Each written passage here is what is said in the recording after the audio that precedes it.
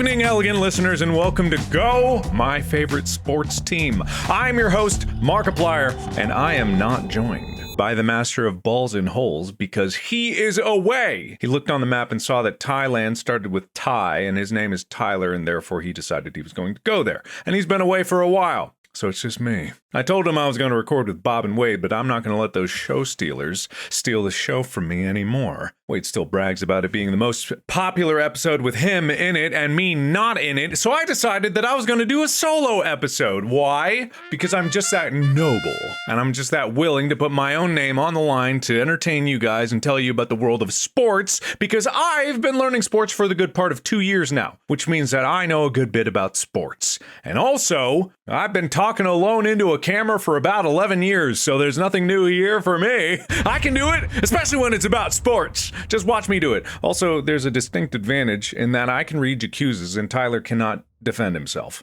which is going to be great. Which means that he largely will have nothing to protest this about. Which is kind of like how when his brother and his father were on an episode and he was not.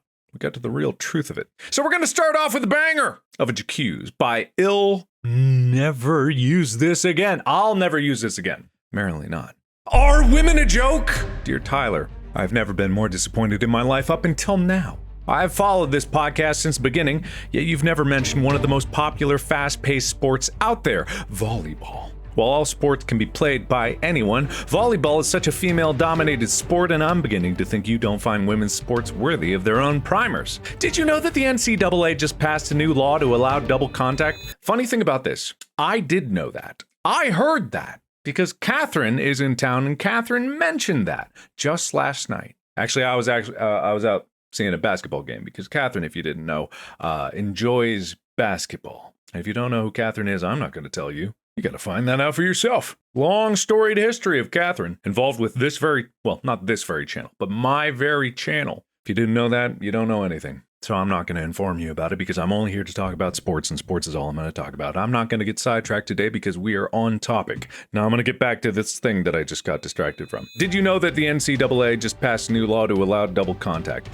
Probably not, since you never talk about volleyball. At this point, GTA 6 will come out before you decide to put on your big boy pants and do a volleyball primer. Do all of us a favor and actually talk about one of the most important sports out there. Okay, well here's the thing. I can't say whether it's true or not that Tyler thinks women are a joke. I can't say the veracity or the incredulousness of that claim. It's not my business, but I was with you right up into the point that this became a primer suggestion. As you know, even if Tyler's not here, we cannot abide by these because the rules are the rules. And just because Distractable put down some bylaws and we did not, does not mean that our laws here at Go My Favorite Sports Team were not written into the granite of the earth from the very moment of the inception of the podcast. So I'm not going to abide by that, and you cannot abide by me. So expunge that ghost from my body, and we'll give someone else a chance to tear Tyler a few peds down. J'accuse by the lost__1. How very dare you, Mark? You said hurling is not a sport, but my family plays hurling every weekend. How very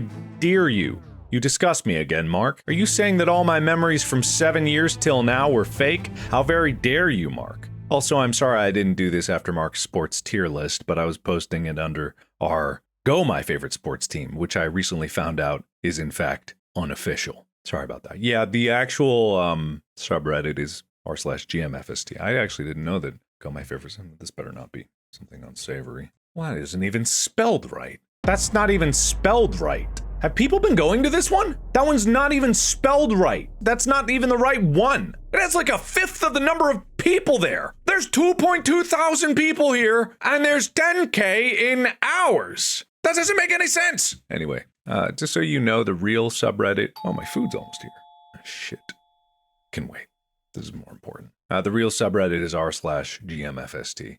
What the fuck am I looking at? It's Frisian, not Dutch. Fierljeppen by Rogue149. I only say this because the Frisian people have been there longer than the Dutch. It's also the only other language recognized in the Dutch court. I feel it's an important distinction because if talking about lacrosse, yes, it's an American sport, but it started as an indigenous sport that was then adopted by others. Just like how Fierljeppen was adopted then by the Dutch people. Also, I have to give credit to my Dutch husband who grew up in Workum, Friesland, which is why I know this and why I wanted to contribute. I don't know why I had so much trouble reading that. I think it was because there was words that were not English strewn about, and it made me question everything that I was reading. But how dare you, Tyler? How dare you not recognize the Frisian people and Fierljeppen? How dare you, Tyler, and how dare you be whatever you did? And I'm sorry that I'm even associated with them. You know, I was trying to time that so that my food would get here right as I was done, and then I could go eat. But unfortunately, they arrived in probably the fastest I've ever had food delivered in my life. So that's good, except it gets to sit there, and I'm not going to eat it in camera because that would be unprofessional, and I'm not unprofessional. Not on this podcast anyway. Okay, Speckled Muffin 009, a leap of death. Tyler, oh Tyler, I pity thee for thy sins. How is it that you cover, quote unquote, an episode on leaping sports and fail to mention probably one of the most outrageous and popular diving sports to this day? While granted tombstone diving or cliff jumping is a very intense form of diving, which I'm glad you mentioned, you simply cannot forget the intensity of the death-defying diving sport known as death diving. Dodging! Oh, I actually do know about this. Originating from Norway, otherwise known as death diving, is an extreme form of extreme freestyle high diving in which the divers land in the water in either a cannonball or pike position, which if you didn't know is like kind of like got their arms and their legs folded up but straight, you know, like, you know what I mean? I don't know why I looked up at the ceiling like I was afraid I was gonna hit it. I thought there was something like dangling above me, but you know, I got mad hops, but I don't think I can quite hit the ceiling.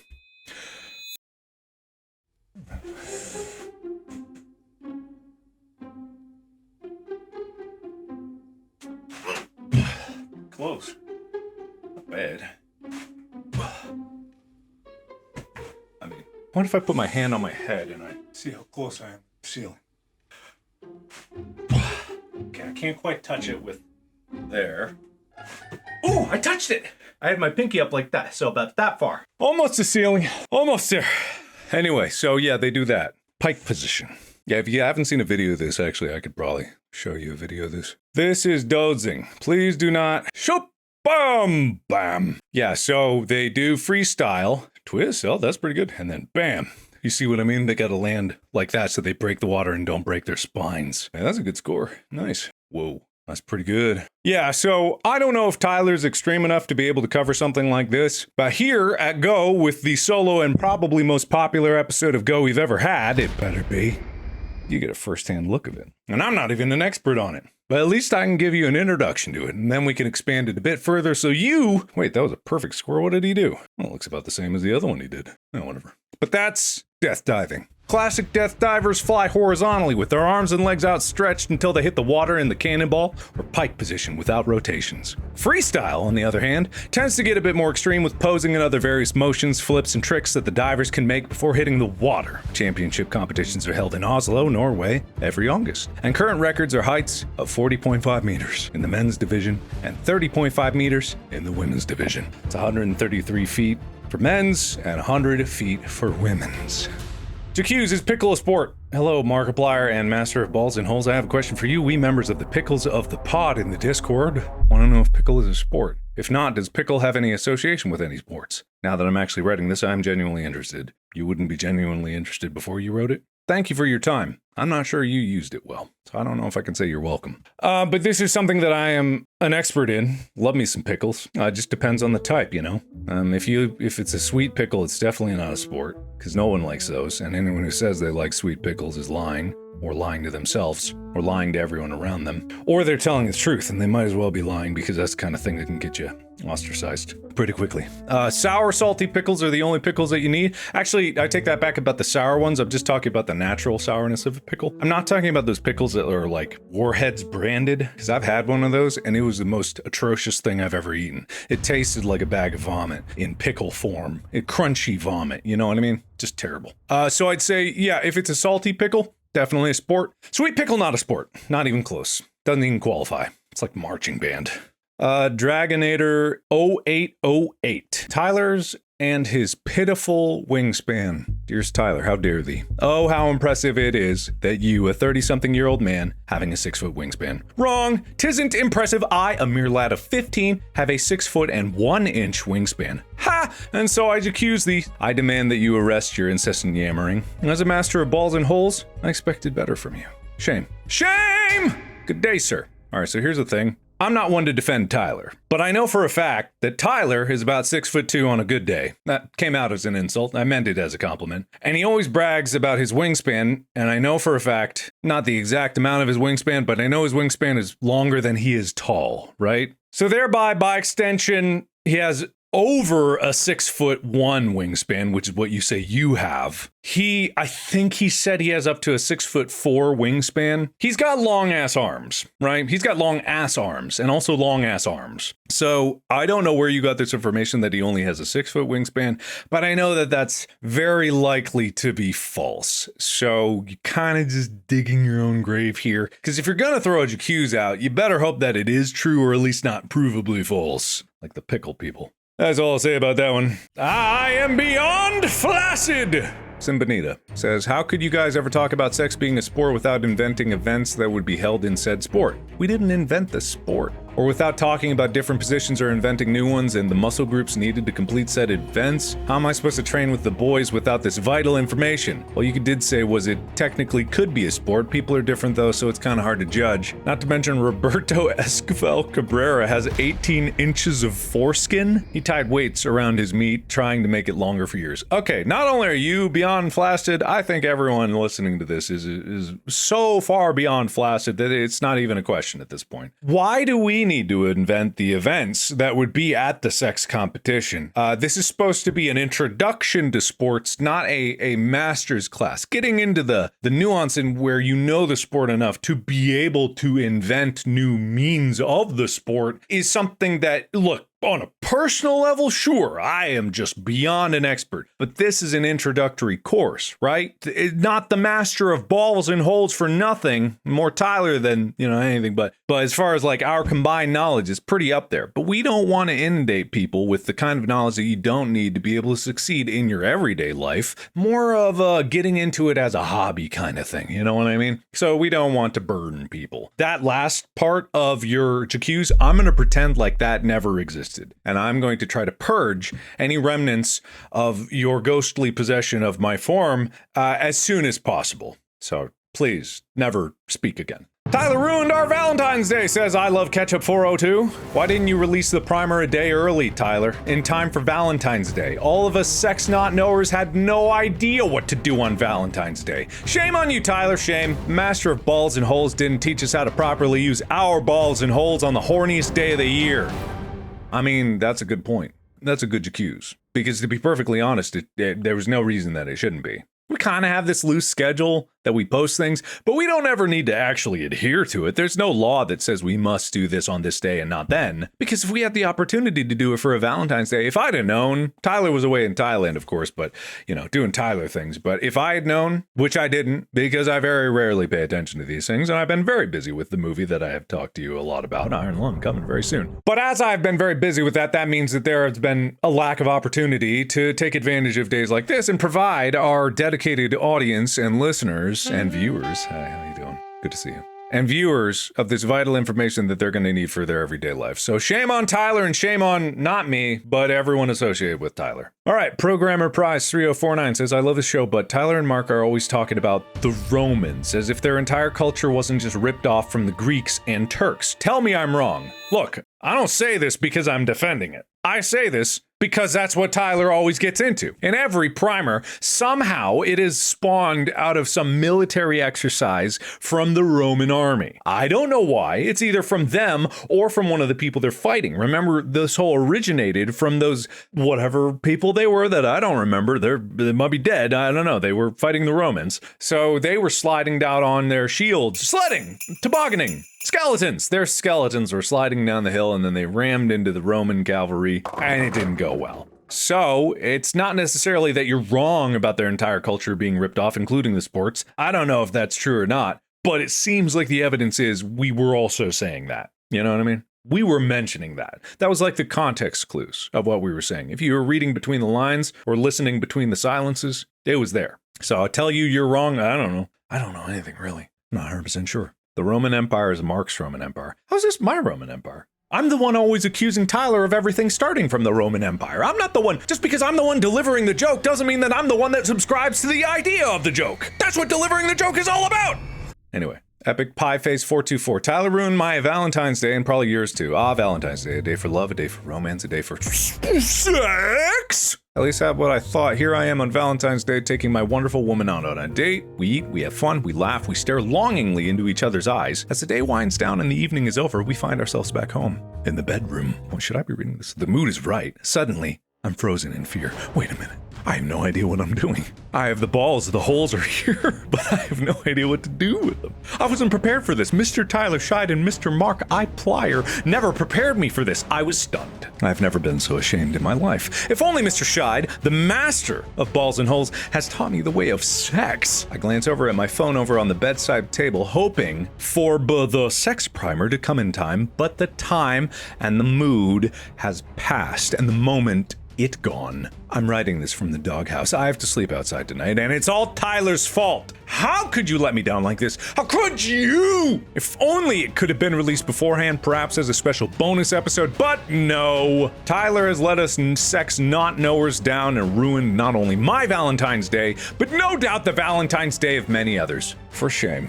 Now, I know I've said another JQs on this very subject, but I feel like it needs to be reiterated, and people need to understand the ramifications of Tyler's actions here. How it has spilled over into other people's lives that are not just affecting one person, but many. So I commiserate. I commiserate with you. No, I don't commiserate because I know what I'm doing. But if all the people that don't know what they're doing, I understand your complaints and I understand your anger and frustration. I get it. They'll unfortunately count this as a primer episode request, even though it's so well written. No, see, we don't, because that has already come. The primer of that has already occurred. So it's already been here. It's not a request because it's already been done did. But it been done did too late. And that's the problem. And that's why Tyler must pay, and he will pay. Don't worry, I've been accruing a bill. They're trying to get rid of Baby Mark. Nah, I think we're done. Okay, so that was the Jacuzzes without Tyler. I'm glad that we got that out of the way. We can really get through so many of Tyler's and babbling about, I didn't do it, I didn't mean that. If he's not doing that nonsense, then we can actually get through some of this. So back into sports. What is today's episode about? Well, there's been some news, and there's been some sport occurrences, and I don't know what they are. But what I do know is that yesterday I went to a basketball game. I did. I actually did.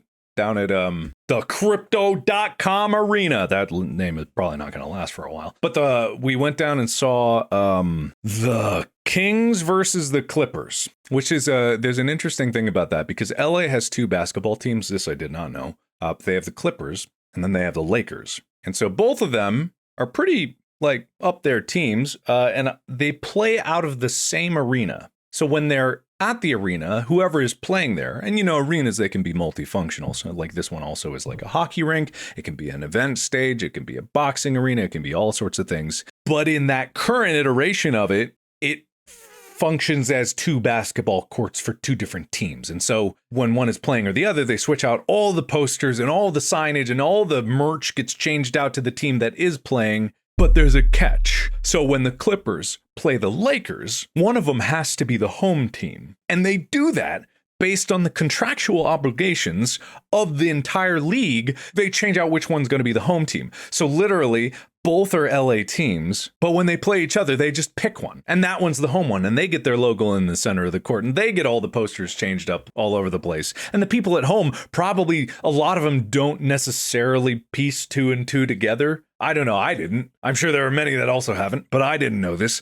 It's the same place. They just changed the decorations, which is genius, I guess. It's multifunctional and it's saving space and it's optimizing. But also, man, LA is just such a big city that it needs two basketball teams, which is fascinating. They couldn't possibly build another one for them. They couldn't do that. And then again, it's an efficiency. How many stadiums do we really need? But anyway, I went to a basketball game. And here's why I'm bringing this up. Because a lot of you out there have been listening to this podcast and probably don't know what it's like to actually go to a sporting event because they're happening all the time. I'll tell you straight up, they're happening all the time. Everywhere you look, there's probably a sporting event going on some weekend in at least the major cities in America. And yeah, the tickets are kind of expensive and the food is ridiculous. We had this little game where we were trying to guess how much a beer was going to cost. Not for me, the other people were going to have a beer. And we were throwing out random numbers. I said $11, they said $14, $12, maybe $8 if you get a deal. We knew it was going to be expensive, but we didn't know how expensive.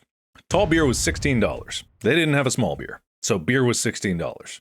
Even the sodas were like beyond movie theater prices. It was kind of ridiculous. So if you're going there, don't expect to get a good deal on food. Actually, when we went out there, what you need to know is that outside the arena, all over the street, there's tons of these hot dog vendors. And when I tell you hot dogs, they're not just like a wiener in a bun. I'm talking like a big, fat sausage with all the fixings that you could possibly want. You get onions, jalapenos, ketchup, mustard, mayonnaise, a barbecue sauce if you want to. They can be wrapped in bacon. They're delicious. They're fantastic, phenomenal, and they're $5. So you want one of those. If you haven't eaten beforehand, if you haven't like cooked your own food, ate it, stuffed yourself full, then go there, you're going to want to do that. You can't bring in any food. Here, okay, let me back up a few steps because I want to give you guys a primer on how to go to a sporting event. Number one, you can go by yourself. But you don't necessarily want to. See, the thing about sporting events is it's enjoying the communal aspect of it. And sure, you may be like, oh, I don't have any friends that want to go to a sporting event, or I'm trying to find.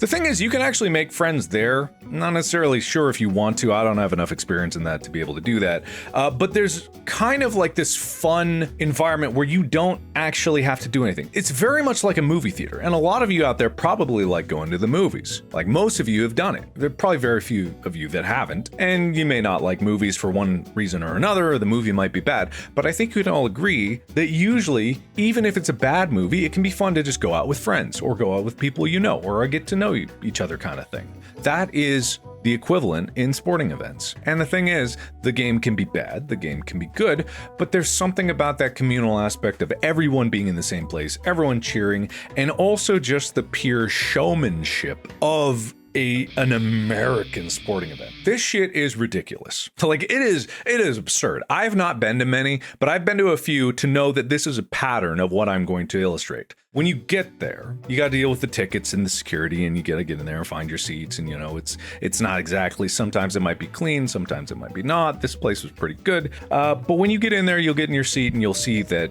either the players are warming up, or there's kind of like a whole bunch of people milling around, or they're setting up some certain things and they're getting ready. All this you wouldn't ordinarily see if you're watching on TV because it's already ready to go by the time the broadcast starts. But when you get in there, you're gonna see all of the pre-show stuff. They have a whole show before the actual game starts. And also they have shows in the middle of the game. Don't get me wrong, there's more of that, but I'll get to that in a second. I keep getting ahead of myself. But there's show happening. There's entertainment. The thing about these things, and you can say this about American capitalism or the entertainment system as a whole, or sporting in general, it is all a streamlined arrow of attempted entertainment. Whether or not it actually entertains you is a completely different thing. But in no other situation do they take every single break possible to try to entertain you. They call a timeout, and you know when you're watching at home, that's when they go to commercials, and that's when they play ads and they try to make money there. When you're there and they call a timeout, that's when the dancers come out. At least in the basketball game that I was at. That's when the dancers get ready. They're waiting in the wings and they're just like, timeout, and they go,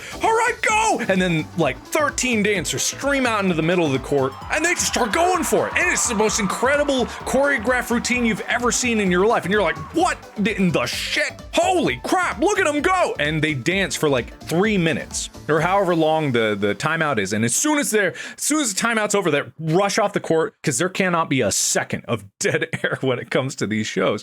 And they cram entertainment in there. You know, with basketball, there's 4 quarters, right? But in between each quarter, they brought out the t-shirt cannons. And I had forgotten that about sporting events. You go there and you have a good chance of getting a t-shirt. You have a great chance of being on the Jumbotron, which is the big screen in the middle there. If you're dancing or showing any kind of a spirit, like cheering on the home team, you can almost guarantee that you're going to be on that camera. And you're going to be able to be on the big screen and everyone's going to cheer for you, and you can dance or be, you know, kind of shy or whatever you want. It's just destined to get people involved and excited because that's what sells, right? And we can all understand that and we can all acknowledge that. Yeah, it's a money it's a money farm, basically. It's meant to get people entertained so that they can sell stuff. Ads, concessions, jerseys, merch, whatever have you. But that doesn't mean that it's not fun. Right, I had a great time, and the game was good too. Like it was a crazy game because Catherine is a fan of the Kings, been a lifelong fan,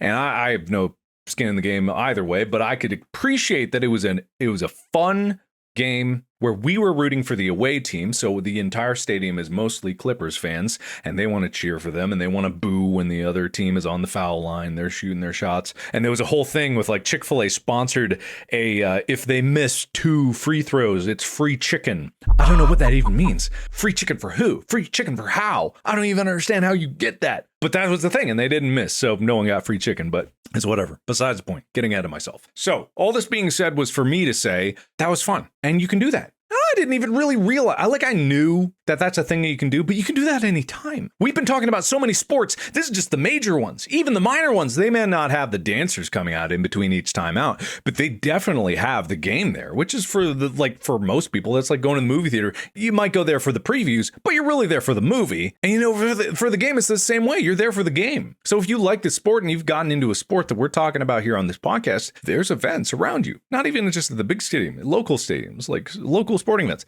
Heck, even your local high school game. It's probably going to be at least a little fun. There might be some drama there, here and there, with parents beating the snot out of each other. That could be fun. Something for everybody.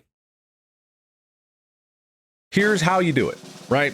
I actually don't know, because I didn't buy the tickets. Step number 1, find a friend that has already bought the tickets. Go with friend. There is no step 2. That was step 2. Step 1, find the friend. Step 2, go. Step 3, go home.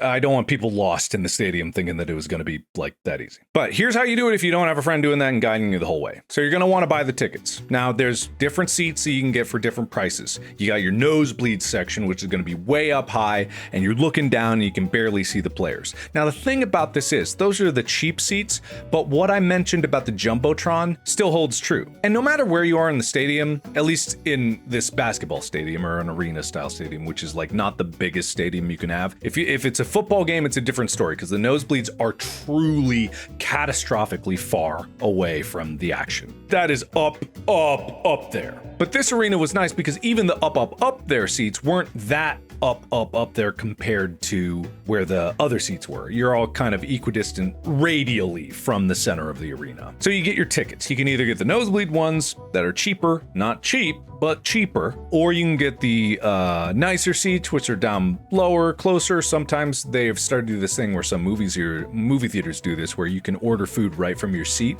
and they'll have people come deliver it to you. That is kind of restricted to only a few of the sections, I think. One of the sections I was in happened to have that. I didn't know that before I did that. I went and got concessions. That's totally fine too. But you get your seats, right? Hopefully you pick the day that was convenient for you and you have a way to get to the stadium there. I guess you should check to see which stadiums are near you for the sporting event that you're doing. That's step 0, right? Step 1 is buying. Step 0 is finding. Step 1 is buying. Step 2 is getting there. Parking is going to be a bit of a nightmare, but most of the time it's been pretty streamlined. The average game that you have in your average day, if it's not a big event or a big monumentous final championship, the parking isn't going to be that terrible. They got ample parking for the usual game. It's when things get out of hand for the season-ending games that it's going to be a bit more than you thought it was going to be. But for these, there's parking garages, at least in LA where I was, downtown. Search out your parking. If you're any kind of an adult, you probably have experienced something like this. Finding parking is just like the way it is. And when you go in there, get ready for security. Usually, nowadays, you can't bring large bags. So don't bring a backpack. Don't bring a very large tote. Like, I think it's kept down to like clutches or fanny packs are about the size that you can have.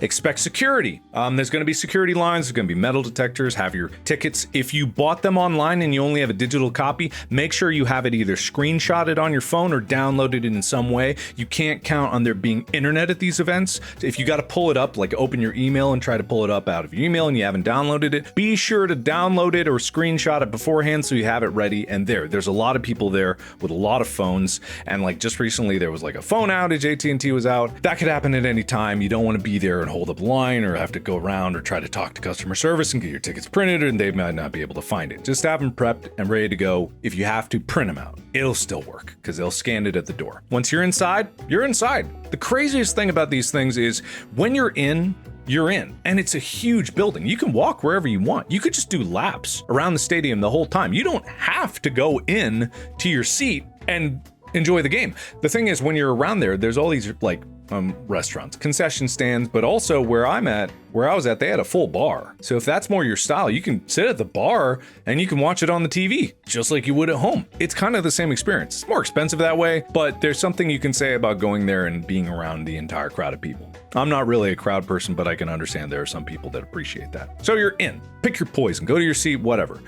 There's plenty of people out there that try to just snag procedurally better seats. And what they'll do is they'll sit in a seat if no one's there, and they will wait until someone says, hey, that's my seat. It's kind of inconvenient. It doesn't happen all the time, but when I was there just last time, it happened right in front of me. So be aware of that. If you're showing up later, you can totally show up later. That's not a problem. You can get there whenever. You can get there in the last quarter if you really want to. But just understand that your seats are your seats, and that's fine. If someone's sitting in there, just ask them to move, they'll move, right? So once you're seated, you can either go get food, like you don't need to leave anything in the seat to remember, like that's your seat, right? If you've been to a movie theater with reserved seats, it's your seat. So just be sure to defend your seat if anyone else is sitting in there, but it shouldn't be a big problem. Usually people are boisterous, loud, whatever, it's people, humans. If you're not used to being around humans, they're kind of boisterous and loud sometimes, but overall they're generally pretty nice. Unless they're doing sports betting, in which case at the end of the game that I was at, because spoiler, the Kings won, some guy in the row over just started punching his seat really hard. And I know some fans get into it, but I recognize the I just lost a lot of money punch when I see it. There's going to be people that are a little overly enthusiastic about the outcome of the game. Don't need to worry about that. Step number 5, or wherever this is in there, don't get into sports betting, okay? Just don't do it. There's no point. Number 6, once you got either your food or you've eaten a hot dog from outside, just enjoy the game. It's crazy. It's nuts. Like it is almost a psychotic experience because of just how fast they do things. You'll be looking one second and they'll be like warming up, like getting ready, stretching, and then the next second the dancers come out. And then all of a sudden you're like, good evening, Los Angeles! And you'll hear, like, you'll look up and someone's on the Jumbotron talking to you, and everyone is chanting this chant that they all know and they all rehearsed. And you're just trying to like, what the fuck is happening? I don't know what they're saying, but it's okay because that's part of the experience. You go there enough, you'll pick up on things. Don't worry, they'll do it again. And don't worry, you don't need to do it. If they say everyone on their feet, you don't need to stand up. You don't need to stand up at all. In fact, if you don't, people will just assume that you're rooting for the other team. Because if you're not there rooting for the home team, it's fully expected that you're not going to cheer for the home team. That's fine. No one's going to get super pissed about it unless they're betting on it. So don't mess with those guys anyway. You don't want to mess with them. Yeah. But other than that, there's a lot of like fan participation stuff. There's a chance to get free things, there's a chance to be on the Jumbotron. Just enjoy yourself. Like sit around. That's what it's meant for. And to be perfectly honest, like I sometimes forget that there is this kind of phenomenon that exists when there's a lot of people in the same area enjoying getting excited. If you go to concerts, it's like that. Probably if you go to concerts and not sporting events, it's in the same place. So you're used to going to that place. So if you've never gone to a sporting event in your life, I highly recommend it. It was a great time, and it's a good time to socialize with your friends, socialize with other people, meet new people, first date. Sure, the thing about it is a first date, not that I've ever done this, but I imagine as a first date, what's good about it versus a movie theater is that you can actually talk. You can actually have a conversation. Whereas if you go to the movie, which is what I've always done on first dates, you don't talk. You just sit there in the darkness and go, oh, wow. Oh, yeah, it's good. Oh, yeah. It's great. You can tell my last experience doing this was in high school, right? So you just sit in the dark, but in a sporting event, you can talk all you want. You can get up out of your seat whenever you need. You do whatever you want. It's yours. You could, like I said, you can run laps. You could do whatever you want. You're basically free to do whatever you want. Just try not to sneak backstage or something, but it's a big building, and there's something fascinating about just being in a big building. You go in the wrong door, you'll be in the back rooms. And you don't want to be in the back rooms of a sporting event. Maybe you do, though.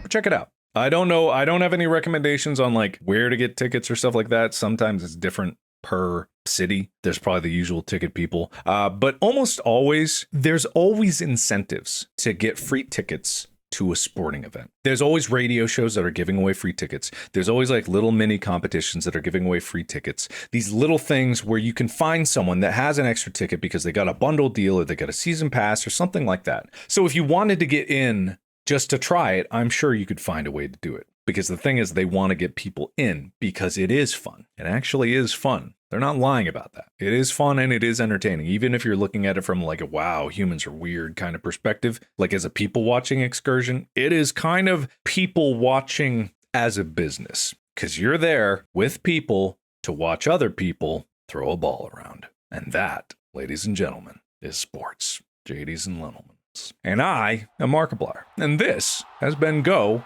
my favorite sports team. Thank you so much for listening. Thank you so much for watching. Thank you so much for joining me on this wonderful adventure. This has been the solo excursion. Tyler will be back shortly, but I can't wait to rub it in his face that this is now the most popular episode of Go, my favorite sports team out there, and Wade can suck a big schlong. Thank you, everybody, for supporting me in all of my dreams and all of my ambitions, because that's what I'm all about. That sounds egotistical, but that sounds exactly like what I am. Thank you. Have a lovely day. Enjoy a sporting event near you, if you'd like to. No pressure, but this kind of is the podcast about getting people that's never done this thing into doing that thing. Like myself, and I enjoyed it. And I still, to this day, am not a sports person, but I can appreciate it. And that'll open up the doors for many new experiences that you might appreciate. Thank you. Have a lovely time. Bye.